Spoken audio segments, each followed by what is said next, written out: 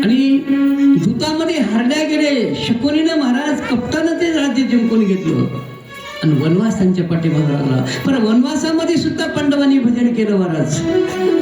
वनवासातही भजन केलं आणि 12 वर्षे वनवास भोगला, 13वा अज्ञातवास भोगला. शेवटी आल्यावर भगवान कृष्ण परमात्माने सांगितलं दुर्योधनाला, अरे उगा धपास गावं तरी पांडवांना द्या रे, सुखानं नांदा, कुणाचं वाईट चिंतन करू नका, तुम्ही समाधान राहा. नाही. एके दिवशी द्वारकेहून भगवान आले, सांगितलं आणि दे वाटून काहीतरी. नाही जमलं महाराज. शेवटी सांगितलं त्यानं, कृष्णा तू आमचा उगाचा बी मेव नाहीस, आत्मा मी होते. आमच्या सोयीपणाच्या भानगडीत तू पडू नको वाटणीच्या.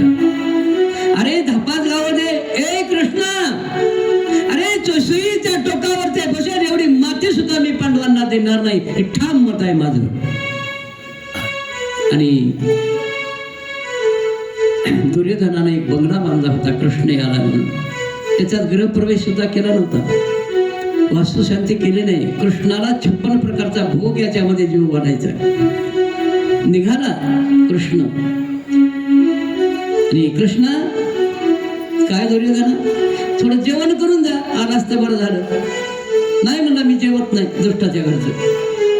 अरे 56 प्रकारचा भोग केलाय, तुझा किती भोग राहू दे म्हणला, मला आवडत नाही आवडत. कृपाचार्याने विचारलं, आमच्या घरी जेवायचं? नाही. भीष्माचार्य त्यांनी बी म्हणले तिथं बी नाही जेवणार. द्रोणाचार्य म्हणजे आमच्या घरला चला, नाही येणार, कुणाच्याच घरी जाणार नाही. सरळ उद्धवजीला सांगितलं, म्हणजे आजचे जगद्गुरु तुकोबाराय म्हणजे उद्धवजी. उद्धवजी काय देवा, चला आपल्याला विदुराच्या घरी जायचंय.